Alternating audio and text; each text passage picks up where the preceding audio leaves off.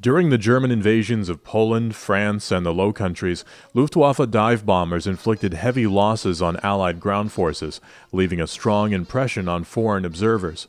In response, the United States began developing a series of anti-aircraft vehicles equipped with machine gun turrets, though these early designs proved overly complex and unreliable. The W.L. Maxon Corporation then introduced a far more practical solution, a compact, power-operated turret armed with two 50-caliber M2HB machine guns. Mounted on an M2 half-track, this prototype became known as the multiple-gun motor carriage T1E2, which underwent testing at Aberdeen Proving Ground in early 1942. The mount was praised for its simplicity and robustness, leading to its standardization as the twin-caliber 50 machine gun mount M33. Although the T1E2 was stable while firing, many believed the larger M3 half-track would provide even greater stability and additional storage space. This prompted the installation of the M33 mount on the M3 chassis, resulting in the adoption of the multi-gun motor carriage M13. Aberdeen Proving Ground received the first production M13 in December 1942, where it performed satisfactorily during trials. Full-scale production began the following month, and by mid-1943 a total of 1,103 vehicles had been built. After the M13 was finalized, the U.S. Army recognized the value of supplying a similar vehicle to Allied nations. Representatives from International Harvester were invited to determine whether the M33 turret could be mounted on the M5 half-track chassis. As it turned out, it could, and the resulting vehicle was designated the multiple-gun motor carriage M14. The M13 and M14 were the United States' first truly effective self-propelled anti-aircraft vehicles, though many believe there was still room for further improvement. In April 1942, the M33 machine gun mount was modified to carry two additional M2HB 50 caliber machine guns, and the new mount was designated the Multiple Cal 50 Machine Gun Mount T61. In August 1942, a prototype T61 arrived at Aberdeen Proving Ground for testing on an M2 half-track, although the M3 half-track was planned as the final chassis. Testing showed that the mount had good vertical and lateral dispersion, but under certain wind conditions, gun smoke obscured the gunner's view. To solve this, it was recommended that the gun group be raised 18 inches or 46 centimeters. Firing trials against towed sleeve targets conducted by the Anti-Aircraft Artillery Board demonstrated a higher hit percentage compared to the M33. As a result, the T61 was standardized on the 3rd of December 1942 as the Multiple Cal 50 Machine Gun Mount M45 and was to replace the M33 as soon as practicable. The M3 half-track equipped with the M45 mount was subsequently accepted into service as the Multiple Gun Motor Carriage M16. In early 1943, Aberdeen Proving Ground converted the T1E4 pilot vehicle into a prototype M16 MGMC by fitting it with the M45. A 6-inch, 15-centimeter adapter ring was bolted to the underside of the mount to raise it, providing additional clearance over the vehicle's sides and rear when the panels were folded down. After a review, the Armored Board concluded that the M16 MGMC met all requirements and recommended immediate adoption. To provide a lend-lease equivalent, the M45D mount was installed on the M5 half-track, giving birth to the multiple-gun motor carriage M17. The M16 entered production in May 1943 and continued until December 1944, with 3,505 vehicles built, some of which were converted from M13 and T10E1 MGMCs. The M17 was produced from December 1943 to March 1944, with a total of 1,000 completed. The M16 and M17 retained the front cab and engine deck of the M3, but the passenger compartment was stripped and replaced with the M45 mount and its ammunition chests. The armor, rolled face-hardened steel assembled with bolts, remained largely unchanged, though the rear door was removed and the top of the rear compartment was modified to fold down. Seating for the cannoneers was added between the driver's compartment and the M45 mount. Ammunition was stored in several locations, 4 boxes in the mount itself, 4 behind the driver's compartment, and 2 in each rear corner.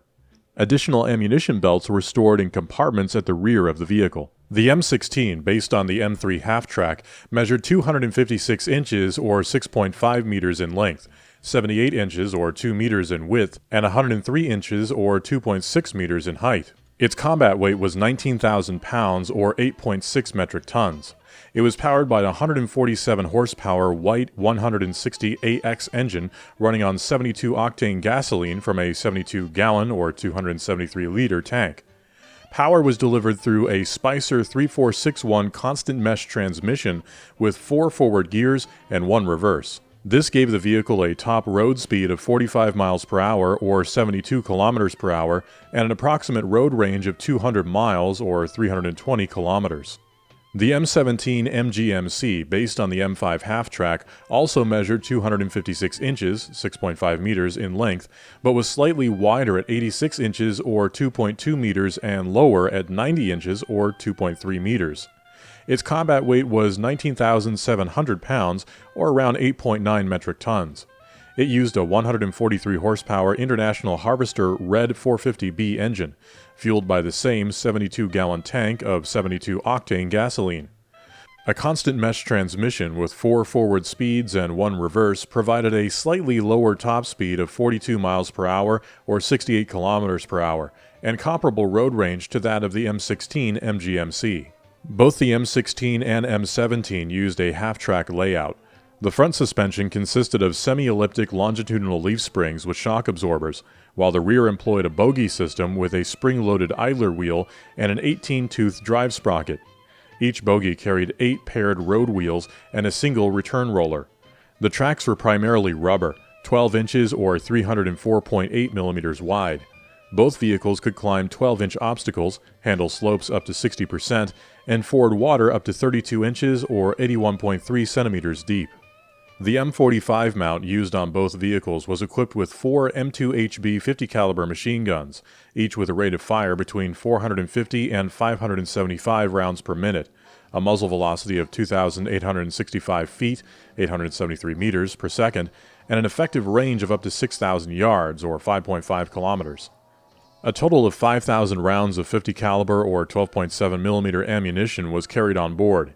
Each gun was fed from a 200-round ammunition chest, which could be replaced in under 2 minutes. To preserve the barrels and prevent overheating, crews often fired only 2 guns at a time. The mount included a built-in safety feature to prevent the guns from firing into the cab. The weapons could only fire forward when elevated at least 5 degrees. The gunner sat at the center of the mount with 2 control handles positioned in the front of the seat. Twisting the handles up or down adjusted elevation, while turning them left or right rotated the turret. The M45 could traverse a full 360 degrees at 74 degrees per second, and the guns could elevate from negative 11.5 degrees to 90 degrees at 72 degrees per second. A reflex sight M18 or an illuminated sight Mark 9 Model 1, powered by either a battery or a gasoline generator mounted at the rear, was used for aiming. The turret's traverse mechanism used a simple V-belt drive, which could be easily repaired in the field by any competent mechanic. Both the M16 and M17 carried a crew of 5, a driver, a commander, a gunner, and 2 cannoneers, the artillery term for loaders. Crew members communicated using either an SCR-510 or SCR-528 radio, supplemented by an M238 flag set. In U.S. service, the M16 typically operated alongside the M15 combination gun motor carriage. The M16 handled close-range air defense, while the M15, with its 37mm gun, engaged targets at longer distances. The M16 MGMC entered U.S. service in early 1944, first seeing action at the Anzio beachhead. It went on to serve extensively across Europe, including Italy, France, and Germany, with its heaviest use occurring in northwestern Europe from D-Day to the final days of the war. However, by the time it reached the battlefield, the Luftwaffe was largely a diminished threat. As a result, the M16 was employed primarily in a ground support role, where its devastating firepower earned it the nickname Meat Chopper. In the Pacific, the M16 saw only limited deployment, with its sole operational use occurring on Luzon in 1945. In the lead-up to D-Day, American forces faced a shortage of GMC CCKW trucks. This shortage created complications for anti-aircraft artillery units, as each automatic weapons battalion operated 8 M51s M45 mounts on trailers, and every M51 required a dedicated CCKW. The M51 was considered unimpressive compared to the M16, particularly by Colonel Charles Patterson, the First Army's anti-aircraft artillery officer. Patterson discovered that many M2 half-tracks were sitting idle due to the transition to the M3 half-track. Working with a First Army logistics officer, he arranged to have these surplus M2s converted into M16-style vehicles, which both freed the valuable CCKW trucks for logistics duties and dramatically improved the combat usefulness of the M51s. These converted vehicles became known as the Patterson Conversion M16B, or WASP. Unlike the true M16, the Patterson Conversion lacked folding side panels and the elevated cannoneer platform. Nevertheless, approximately 332 M2 half-tracks were converted, supplementing M16 MGMC units and serving in the same combat role. After the war, the M16 continued to serve alongside the M19 multiple-gun motor carriage. By 1947, only 3 half-track types, including the M16 MGMC, were retained for U.S. service, and these were deployed to support the occupation of Japan. When the Korean War broke out in the summer of 1950, the U.S. Army urgently needed vehicles that could be quickly fielded. Japanese depots thus rapidly refurbished stored equipment for immediate deployment to Korea, including M16s. Once again, these vehicles were rarely used in their intended anti-aircraft role. Instead, they proved very effective against North Korean human wave attacks. Due to a shortage of M16 MGMCs during the Korean War, 1,662 M3 half-tracks were converted into multiple-gun motor carriages by Bowen and McLaughlin using the new M45F mount. These vehicles were designated multiple-gun motor carriage M16A1. The M16A1 featured a revised M45 mount designed by Rock Island Arsenal, equipped with folding shields. It also retained the M3 half-track's rear door and incorporated a 6-inch extension ring to allow the mount to fire over the vehicle's sides. A slip ring was added to provide a communication link between the gunner and commander, along with a field telephone mounted at the rear. Several of these improvements were later retrofitted onto 419 existing M16 MGMCs, most notably the upgraded M45 mount and restored rear door. These modified vehicles were redesignated multiple-gun motor carriage M16A2. After the retirement of the M19 in favor of the similar M42 Duster, which served alongside the M16 for a while, all M16 variants were officially declared obsolete in February 1958. Even so, the National Guard continued operating the M16 MGMC well into the 1960s.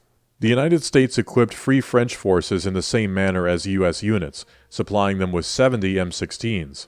The United Kingdom received 2 M16s through lend-lease. These likely served with the Polish 1st Armored Division in France in 1944 or were converted into APCs. The USSR received all 1,000 M17 MGMCs, which were locally designated ZSU-17. They saw action during the final months of the war, serving in Berlin and Vienna offensives, and were highly regarded by Soviet troops. In January 1945, the Soviet Union transferred 20 M17s to Poland. 6 each were assigned to the 2nd, 3rd, and 4th Armored Brigades, and 2 to the Communications Battalion. After the war, Poland received an additional 16 M17s. These likely had their turrets removed and served as APCs into the 1950s. Following the Second World War, the United States possessed large numbers of surplus vehicles, which were distributed to friendly nations through the Mutual Defense Assistance Program. This initiative aimed to strengthen global security by supplying military equipment to Allied countries. Belgium received 224 M16 or M16A1 vehicles. France received around 300 M16s, and the Federal Republic of Germany received M16A1s. Other recipients included the Republic of Korea with 15 M16s and Spain with between 6 and 14. Additional operators included Thailand, whose M16s were later re-engined, the Netherlands, Japan, and Israel, which upgunned their vehicles with twin 20mm cannons. Although not M16 MGMCs in the strict sense, several other nations adopted the concept by mounting the M45 system on their own M-series half-tracks or various truck platforms. This concludes our video on the M16 and M17 multiple-gun motor carriages. We hope you enjoyed it and learned something new. If you haven't done so already, consider subscribing to stay up to date with our future content. And if you'd like to support the channel further, you can do so through Patreon or PayPal. We'd like to give a special thanks to our medium and heavy tank tier Patreon supporters: Dave Shuford, Sopwith21, Dan Fitzpatrick, Owen M., and R. Robb. Your generous contributions help fund our research, illustrations, and video production. Until next time, keep us in your sights.